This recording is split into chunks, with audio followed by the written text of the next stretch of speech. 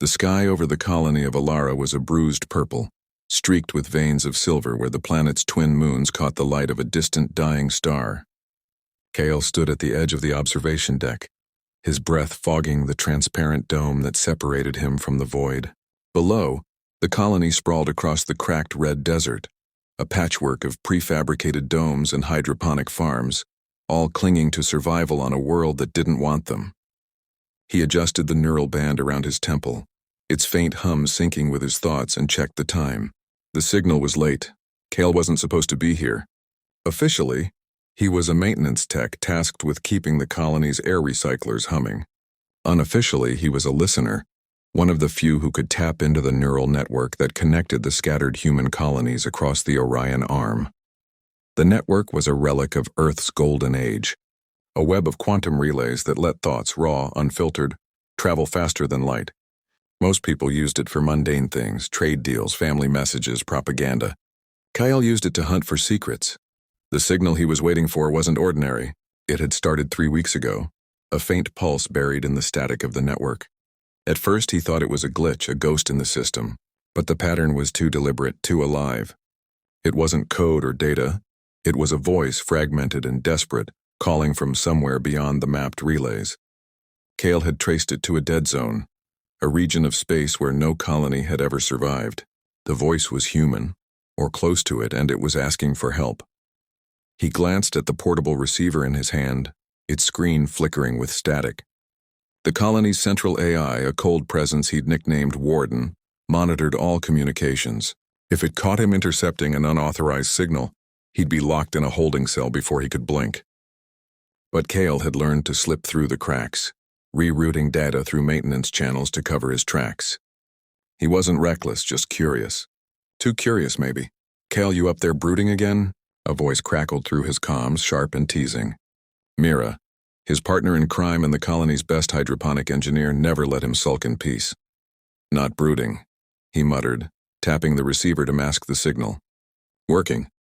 "Sure you are. Don't let Warden catch you daydreaming. I need you in one piece to fix my irrigation system tomorrow." Her voice softened. "You okay?" He hesitated. Mira didn't know about the signal, and he wasn't sure he wanted her to. She was the only person he trusted. But trust had limits when you were dealing with something that could get you both exiled. "Just tired," he said. "Long shift. Get some sleep then. I'm not hauling your ass out of a maintenance shaft again."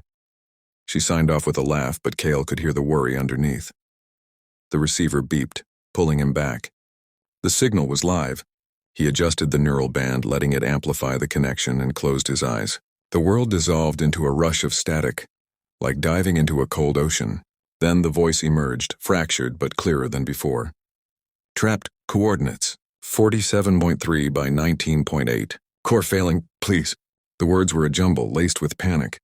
Kale's heart raced as he logged the coordinates. They pointed to the dead zone, a region called the Veil, where ships vanished and relays went silent. No one went there, not even pirates. But the voice wasn't alone. There was something else in the signal, a low hum that felt wrong, like a machine trying to mimic a heartbeat. He snapped the receiver shut and leaned against the dome, his breath uneven. The coordinates were a risk, but ignoring them felt worse. Whoever was out there was alive, and they were running out of time. By morning, Kale had a plan. It wasn't a good one, but it was something. He'd need a ship, supplies, and a way to bypass Warden's surveillance. The colony had a handful of scout vessels, used for mapping the planet's surface, but they weren't built for deep space. Taking one would raise alarms unless he could make it look like routine maintenance. That meant involving Mira. He found her in the hydroponic bay, elbow deep in a tangle of nutrient tubes. Her dark hair was tied back and her jumpsuit was streaked with green algae. She glanced up as he approached, her eyes narrowing. "You look like you're about to do something stupid." Kale grinned, but it didn't reach his eyes. "I need a favor." "Last time you said that, I spent a week scrubbing coolant off my boots." She wiped her hands and crossed her arms. "What's the favor?" He told her half the truth. He'd picked up a signal, possibly a distress call, and needed to check it out. He left out the veil, the voice, the hum that made his skin crawl. Mira listened, her expression shifting from skepticism to concern. "You're not telling me everything," she said when he finished. But you know that, don't you? He nodded. Will you help? She sighed, muttering something about reckless idiots, but she was already pulling up schematics for the scout ships. I can get you one for a day, maybe two, if I fudge the maintenance logs. But if Warden catches this, we're both done. I know. He met her gaze. Thank you. Don't thank me yet. You owe me a month's worth of rations if you pull this off. She paused, then added, and don't die out there, okay? He didn't make promises he couldn't keep. The scout ship was a rust bucket, barely space-worthy, but Mira had worked miracles to make it functional. Cale launched under the guise of a surface scan, slipping past Warden's sensors by mimicking a routine flight path. The moment he broke orbit, he punched in the coordinates for the veil. The ship groaned as it accelerated, its frame rattling like it might shake apart. Cale ignored it, focusing on the neural band. The signal was stronger now, the voice clearer. Core failing.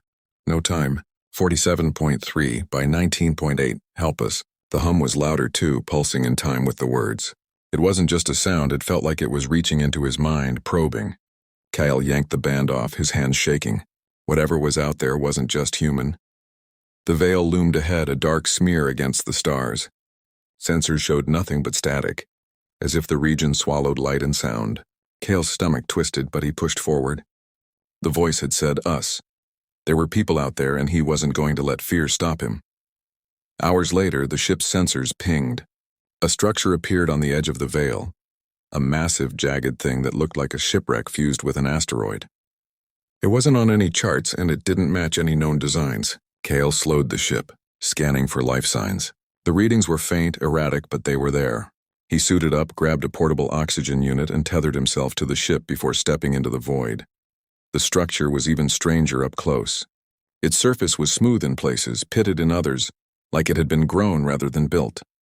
Cale found an airlock, its controls glowing faintly with symbols he didn't recognize. He hacked it open, his heart pounding, and stepped inside. The interior was a maze of corridors lit by a sickly green glow. The air was breathable but heavy, like breathing through damp cloth. Cale followed the signal, the voice now a constant loop in his neural band. Help us. Core failing. The hum was everywhere, vibrating in his bones. He rounded a corner and froze. A figure stood at the end of the corridor, humanoid but wrong. Its skin was too smooth, its eyes too large, glowing faintly in the dark. It didn't move, just watched him. Cale's hand went to the stun baton at his hip, but the figure raised a hand, palm out, as if to say, wait. Who are you? Cale's voice echoed in the empty corridor. The figure tilted its head, and the voice from the signal spoke, not through the neural band, but directly in his mind. We are the remnant. We are trapped. You are the key. Cale took a step back, his breath catching. What do you mean, key? The figure didn't answer. Instead, it turned and walked into the shadows, leaving Cale alone with the hum and a choice: follow or run. Cale's boots echoed in the alien structure, each step a gamble. The air was thicker now, carrying a metallic tang that clung to his tongue.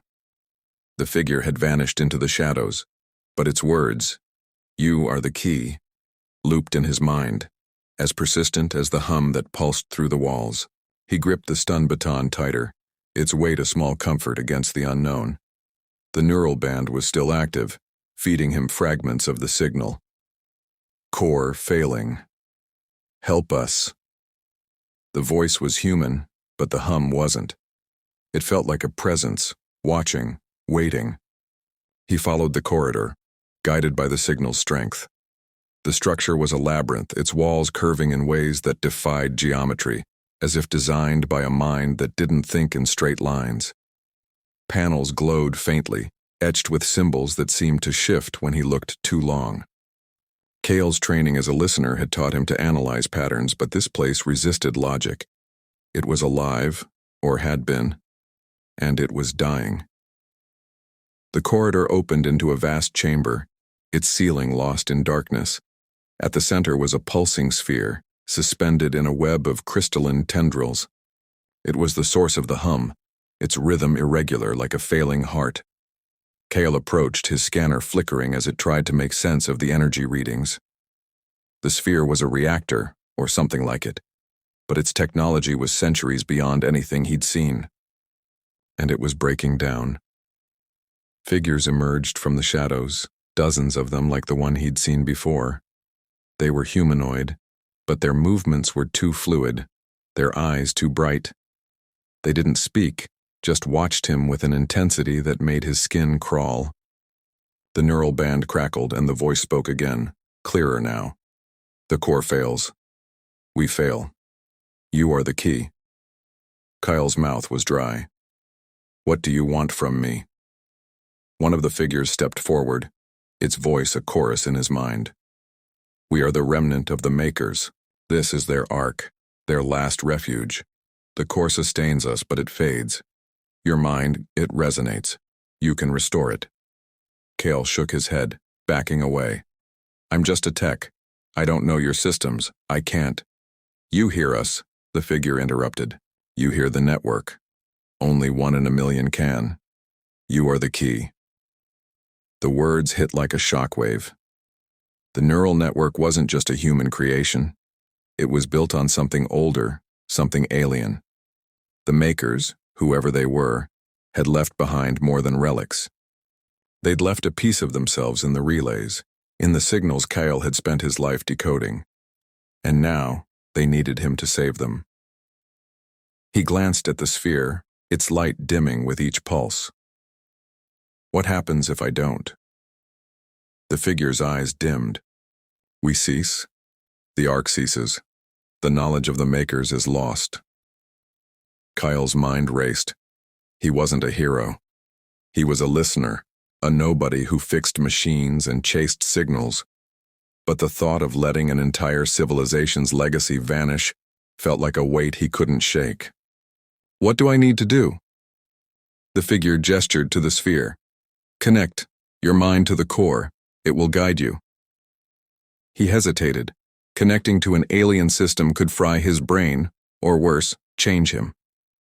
But the voice in the signal, the human one, was still there, faint and pleading. There were people here, trapped, maybe part of the ark's crew. He couldn't walk away. Kale sat at the base of the sphere, the neural band humming as he adjusted its settings. The figures watched, silent, as he closed his eyes and let the connection take hold.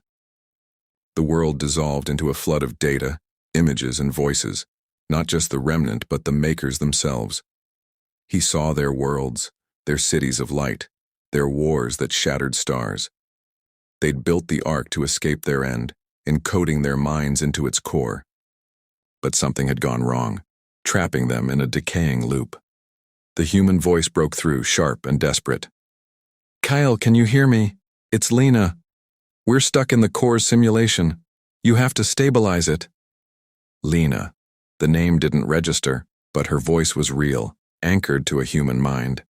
She was part of a crew, explorers who'd found the ark and been pulled into its systems. Kyle focused, letting the neural band guide him through the core's fractured code. It was like rewiring a starship mid-flight, but he found the fault, a feedback loop draining the core's energy. He redirected the flow, his thoughts merging with the ark's systems guided by instincts he didn't fully understand. The hum stabilized, the sphere's light steadying. Kyle opened his eyes, gasping. The figures were gone, replaced by a handful of humans, disheveled, disoriented, but alive. Lena, a woman with sharp eyes and a scarred jaw, grabbed his arm. You did it. You pulled us out. Kale's head throbbed, the neural band hot against his skin. The core's stable, but it won't last forever. We need to get you out of here. Lena nodded, helping the others stand. They were a survey team sent to investigate the Veil years ago. The ark had trapped them, merging their minds with its systems. Kyle didn't have time to process it. The ship's sensors were picking up new readings. The ark was moving, its systems waking up. We need to leave, Kyle said, leading them to the airlock. The remnant's voice lingered in his mind, a faint whisper. You are the key. Protect the ark. He ignored it, focusing on getting everyone to the scout ship. The journey back was tense, the ship straining under the weight of extra passengers. Lena explained what she could. The ark was a repository of knowledge, built by a species that vanished millennia ago. The remnant were fragments of their consciousness, desperate to survive. Kale had saved them, but the ark wasn't done with him. Back on Alara, Mira was waiting, her face a mix of relief and fury. "You're an idiot," she said, pulling him into a hug. "What the hell happened out there?" Kale glanced at Lena and the others, now being debriefed by colony security. "I found them. And something else." Mira followed his gaze to the sky where the veil shimmered faintly. "Something you're not telling me." He nodded, the weight of the remnant's words settling in. The Ark was out there, awake now, and it knew him. He wasn't just a listener anymore. He was part of something bigger, something that could change everything. As the colony lights dimmed for the night cycle, Kale felt the neural band hum, unprompted. The remnant's voice was faint, but clear. "The Ark calls. You will return." He shut it off, but the words lingered, a promise and a warning. The stars above Alara seemed brighter, sharper, as if they were watching him back.